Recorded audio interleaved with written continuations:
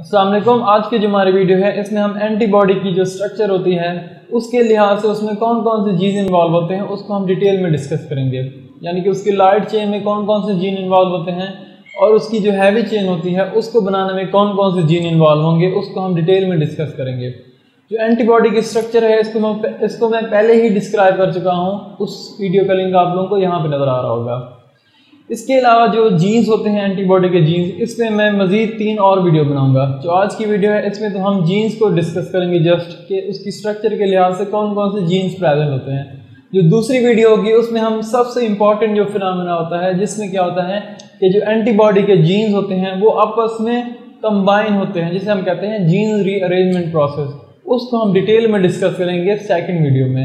और जो third video होगी उसमें हम ये डिस्कस करेंगे कि जो एंटीबॉडीज़ होती हैं उनमें इतनी ज़्यादा डाइवर्सिटी कैसे हो जाए, यानी इतनी ज़्यादा डाइवर्स कैसे होती हैं एंटीबॉडीज़, क्योंकि जो एंटीबॉडीज़ होती हैं वो मिलियंस की तादाद में होती हैं और हर एंटीबॉडी हर एंटीजन के लिए स्पेसिफिक होती है।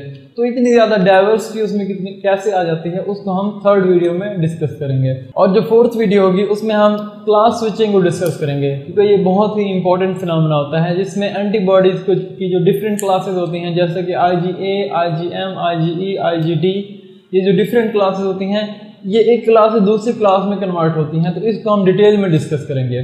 तो आप लोग ये चारों वीडियो लाजमी देखें, यानी कि जो आज की वीडियो है इसको भी आप लोगों ने लाजमी देखना है, एंड तक देखना है, तभी आप लोगों को अच्छे से समझ आएगा कि ये जीन्स क्या होते हैं जो कि एंटीबॉडी के स्ट्रक्चर को बनाते हैं। तो टॉपिक स्टार्ट करने से पहले आप लोगों से रिक्वेस्ट है कि मेरे चैनल को सब्सक्राइब करें और ये जो मेरी वीडियो है ये लाइक भी करें और मेरे फ्रेंड के साथ शेयर भी करें। तो चलिए टॉपिक स्टार्ट करते हैं। फर्स्ट ऑफ ऑल हम एंटीबॉडी की स्ट्रक्चर को देख लेते हैं, इसके बाद हम उसकी जो स्ट्रक्चर होती है उसका कंपैरिजन करेंगे हम उसके जीन के साथ। तो जो एंटीबॉडी होती है उसमें 4 पॉलीपेप्टाइड चेन होती हैं। किस तरह की, यानी कि 2 उसमें हैवी चेन होती हैं, ये होगी हैवी चेन और ये होगी हैवी चेन, ये जो मैंने रेड से बनाई हुई है, ठीक है। और 2 उसमें क्या होती हैं, लाइट चेन होती हैं। ये जो ब्लैक से मैंने बनाई हुई है ये क्या है, लाइट चेन है। जो लाइट चेन और जो हैवी चेन होती है इसको हम 2 कंपोनेंट्स में डिवाइड करते हैं। जो लाइट चेन होती है एक उसका होता है वेरिएबल पोर्शन, ये हो गया वेरिएबल पोर्शन, और एक होता है उसका कांस्टेंट पोर्शन। इसी तरह जो हैवी चेन होती है इसका भी क्या होता है, एक वेरिएबल पोर्शन होता है और एक क्या होता है, कांस्टेंट पोर्शन होता है। अब ये जो एंटीबॉडी अपने स्पेसिफिक एंटीजन के ऊपर अटैच होती है वो इस वेरिएबल पोर्शन की वजह से अपने स्पेसिफिक एंटीजन के ऊपर जाके अटैच होती है। अब इस वेरिएबल पोर्शन के अंदर भी फर्दर क्या होते हैं, हाइपर वेरिएबल रीजन होते हैं। वो क्या करते हैं, वो जो स्पेसिफिक एपिटोप होता है किसी एंटीजन के ऊपर उसके साथ स्पेसिफिकली एंटीबॉडी को उसके साथ जाके अटैच करवाएंगे। तो एपिटोप्स की ये इंपॉर्टेंस होती है। तो ये जो एपिटोप्स होते हैं ये कितने होते हैं, जो variable region of light chain होगा उसमें भी 3 एपिटोप्स होते हैं। जैसे मैंने यहाँ पे 1 2 3 ये ब्लू जो मैंने यहाँ पे बॉक्स बना दिए हैं ये क्या है, हाइपर वेरिएबल रीजन है। 1 2 3 ये 3 हाइपर वेरिएबल रीजन होंगे इस लाइट चेन में। इसी तरह हैवी चेन का जो वेरिएबल पोर्शन होता है उसमें भी 3 हाइपर वेरिएबल रीजन होंगे। और इस तरह अगर दूसरी साइड पे देखें तो यहाँ पे भी जो इसका जो लाइट चेन का वेरिएबल पोर्शन होगा इसमें भी क्या होंगे, 3 हाइपर वेरिएबल रीजन होंगे, 1 2 3। और इसी तरह जो हैवी चेन का दूसरा पोर्शन है यहाँ पे, यानी कि उसका जो वेरिएबल पोर्शन है, तो यहाँ पे भी क्या होते हैं, 3 हाइपर वेरिएबल रीजन होते हैं। तो अब हम देखते हैं इनका कंपेरिजन कर लेते हैं जीन के साथ। तो जो एंटीबॉडीज के जीन होते हैं इनको हम 3 सेट्स में डिवाइड करते हैं। 3 सेट्स में क्यों डिवाइड करते हैं कि जो एंटीबॉडी होती हैं, मसलन जैसे ये लाइट चेन है, लाइट चेन की होती हैं 2 टाइप्स। कौन कौन सी, एक को हम कहते हैं कापा और दूसरी को हम कहते हैं लैम्डा। तो ये जो कापा के जीन्स होते हैं ये और क्रोमोसोम के ऊपर होते हैं, तो ये क्या हो गया, एक सेट हो गया।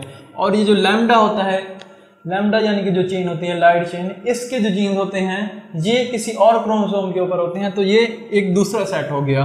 और जो ये जो हैवी चेन होती हैं इसके जो जीन्स होते हैं, हालांकि इसकी टाइप्स काफ़ी होती हैं हैवी चेन्स की, यानी कि इसकी टाइप्स होती है 9 टाइप्स होती हैं, क्योंकि टोटल 5 टाइप की एंटीबॉडीज़ होती हैं। यानी कि जो एंटीबॉडीज़ की टाइप होती है वो इस हैवी चेन की बेस पे टाइप्स बनती है। जो इसका कांस्टेंट रीजन होता है उसकी बेस पे एंटीबॉडी की टाइप बनती है। इसको भी मैंने डिटेल में डिस्क्राइब किया हुआ है।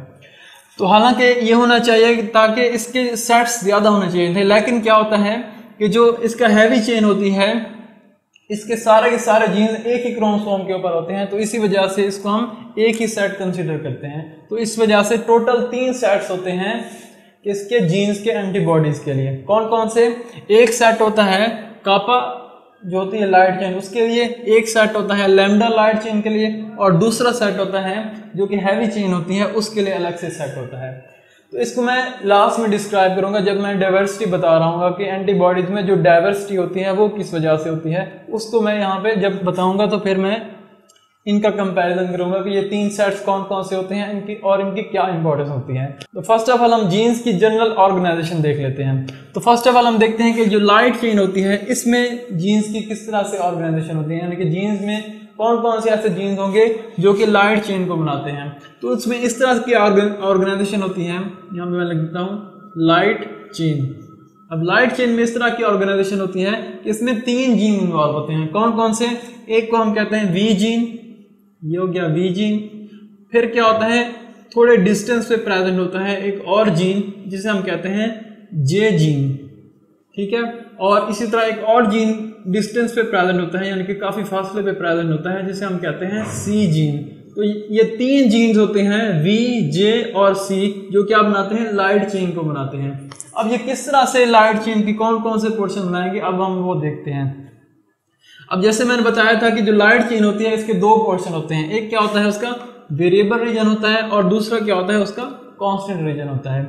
तो ये जो वी जीन है ये क्या करता है, इसका काफी जो हिस्सा होता है वेरिएबल पोर्शन का, मतलब यहाँ तक जो पोर्शन बन रहा है वो क्या बनाता है, ये वी जीन बनाता है। यानी कि कौन कौन सा पोर्शन बनाएगा, इसका ये सारा पोर्शन जो वेरिएबल पोर्शन है, इसके साथ साथ ये जो हाइपर वेरिएबल रीजन है इसको भी, ये फर्स्ट जो हाइपर वेरिएबल रीजन है इसको भी ये वी जीन बनाएगा।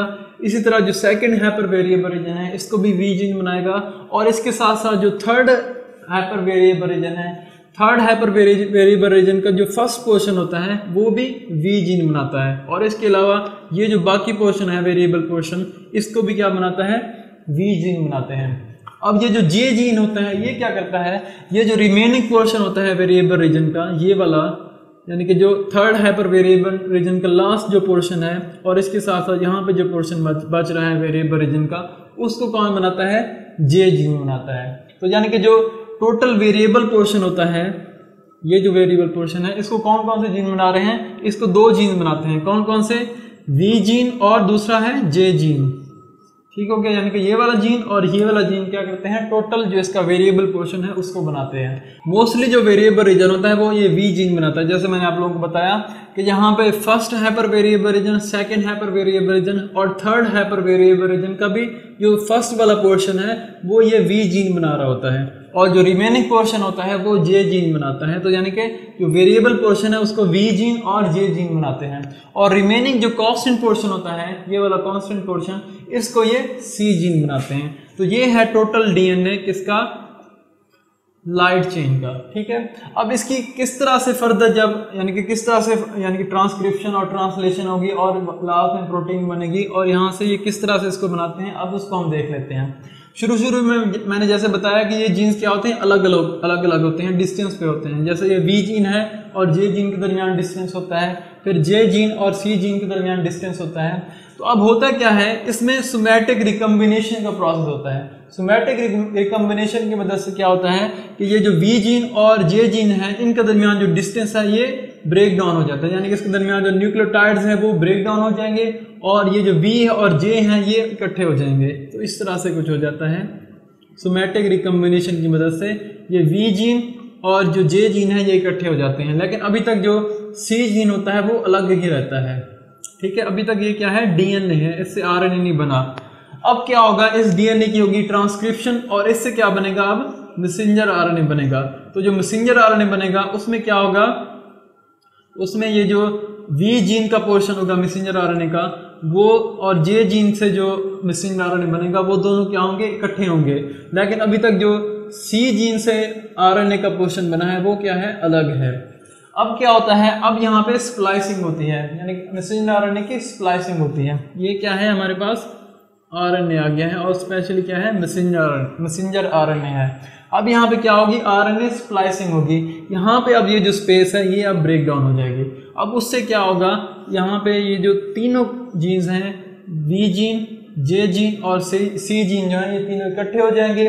अब इससे जो प्रोटीन बनेगी वो क्या बनाती है, इसको, ये जो है लाइट चेन है इसको बनाती है। तो इस तरह से लाइट चेन में ये वाले जीन्स इंक्लूड होते हैं। तो आई होप आप लोगों को ये जो लाइट चेन है ये समझ आ गया होगा। अब हम देखते हैं कि हैवी चेन में कौन कौन से जीन्स इंक्लूड होते हैं। तो जो हैवी चेन होती है उसमें तकरीबन मिलते जुलते हैं इसके जीन्स, थोड़ा बहुत इसमें फ़र्क होता है। उसमें फ़र्क क्या होता है कि जो फर्स्ट जीन होता है वो वही वाला होता है, जैसे इसका ये वी जीन था तो फर्स्ट जीन क्या होगा, वी जीन होगा इसका, किसका, ये जो हैवी चेन है इसका। दूसरा जीन जो कौन सा होता है, जे नहीं होगा बल्कि एक अलग जीन होगा जिसको हम कहते हैं डी जीन। डी से मीन्स डाइवर्सिटी जीन होता है, ठीक है। और इसके बाद वही वाला जो दोबारा जे जीन है वो आ जाएगा, ये हो गया जे जीन। और इसके बाद क्या होता है, यही जो सी जीन होता है वो यहाँ पे प्रेजेंट होता है, यहाँ पे इधर, तो ये हो गया सी जीन। तो इस तरह से जो हैवी चेन के जीन होती हैं उनकी ऑर्गेनाइजेशन कुछ इस तरह से होती है। ये अभी तक क्या है, ये भी है डीएनए है, ठीक है, यहाँ पे मैं लिख देता हूँ, ये क्या है अभी तक डीएनए है। अब इनसे किस तरह से इनके कंपोनेंट्स बनते हैं उसको हम डिस्कस कर लेते हैं। तो जैसे मैंने यहाँ पे बताया था कि जो वी जीन है वो मोस्टली जो वेरिएबल रीजन का पोर्शन होता है वो ये वी जीन बना रहा होता है, और जो रिमेनिंग पोर्शन होता है वो जे जीन बना रहा होता है, और जो कांस्टेंट पोर्शन होता है वो ये सी जीन बना रहा होता है। इसमें भी कुछ इस तरह से होता है कि जो वी जीन होता है वो हैवी चेन का मोस्टली पोर्शन वी जीन बना रहा होता है। मतलब जैसे यहाँ पे जो first hyper variable region second और जो थर्ड का फर्स्ट पोर्शन था वो वी जीन बना रहा था। तो इसी तरह जो जहाँ पे वी जीन है वो भी इसी तरह ही करता है कि first hyper variable region second और थर्ड का जो फर्स्ट पोर्शन होता है उसको कौन बना रहा होता है, ये वी जीन बनाता है, और यहाँ पे जो रिमेनिंग पोर्शन होगा उसको ये वी जीन बनाता है। अब यहाँ पे जो पोर्शन बच गया है इधर, यानी कि थर्ड हाइपर वेरिएबल रीजन जो उसका जो लास्ट पोर्शन है और ये जो वेरिएबल रीजन का पोर्शन है इसको कौन बनाता है, इसको डी जीन और जे जीन इकट्ठे मिलके बनाते हैं, ठीक है। तो इस तरह से जो इसका वेरिएबल पोर्शन है उसमें 3 जीन इन्वॉल्व हैं। इसका जो वेरिएबल पोर्शन था उसमें 2 जीन इन्वॉल्व थे, कौन कौन से, वी और जे।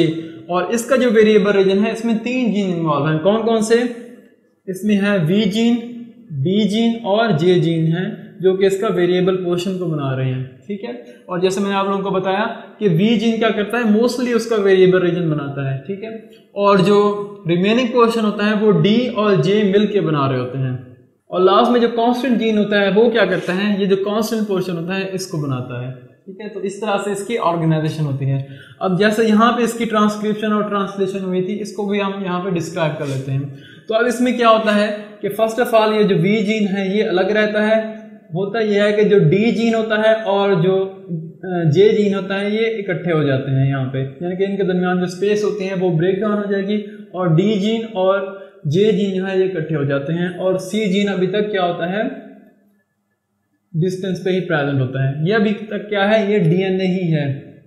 अब क्या होगा, अब ये होता है कि वी जीन और इनके दरमियान जो डिस्टेंस है ये खत्म हो जाएगा। अब ये जो वी जीन है ये हो गया वी जीन, ये हो गया डी जीन, और ये जो जे जीन है ये इकट्ठे हो जाएंगे। लेकिन अभी तक जो सी जीन है वो अभी तक क्या है, दूर है। और ये अभी तक क्या है, डीएनए ही है, यानी कि इससे अभी आरएनए नहीं बना। जैसे यहाँ पे अभी तक ये डीएनए था और कांस्टेंट पोर्शन अलग था, तो यहाँ पे भी वी डी जे इकट्ठे हो गए हैं, लेकिन सी क्या है अलग है, और ये अभी तक क्या है, डीएनए है। तो अब क्या होगी, इसकी ट्रांसक्रिप्शन होगी इस जीन की, और इससे क्या बनेगा, मैसेंजर आरएनए बनेगा। तो मैसेंजर आरएनए जो बनेगा इस जीन और इस जीन के जो न्यूक्लियोटाइड्स यानी कि मैसेंजर आरएनए जो होगा वो सारे इकट्ठे होंगे यहाँ पे इस तरह से कुछ वी डी और जे, और जो इसका मैसेंजर आरएनए होगा इस पोर्शन का सी वो अलग होगा। तो यहाँ पे भी क्या होगी, आरएनए स्प्लाइसिंग होगी, यानी कि यहाँ पे जो स्पेस है ये कट हो जाएगी। ये क्या है, आरएनए हमारे पास है, और यहाँ पे जो स्पेस होगी वो कट हो जाएगी।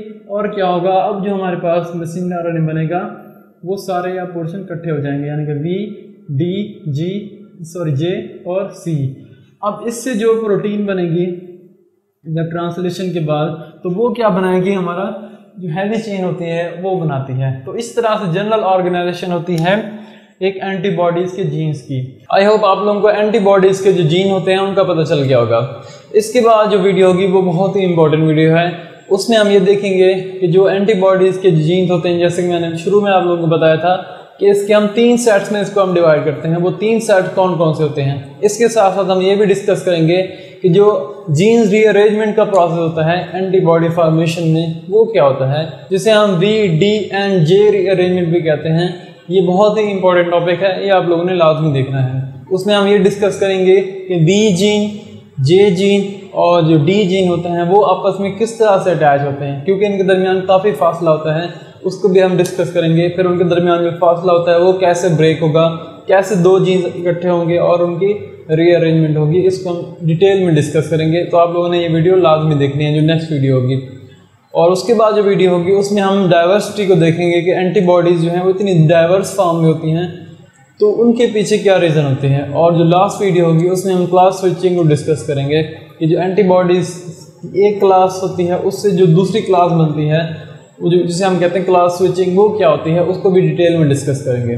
तो वीडियो देखने का शुक्रिया। मेरे चैनल को सब्सक्राइब करें और अपने फ्रेंड के साथ भी शेयर करें। अल्लाह हाफ़िज़।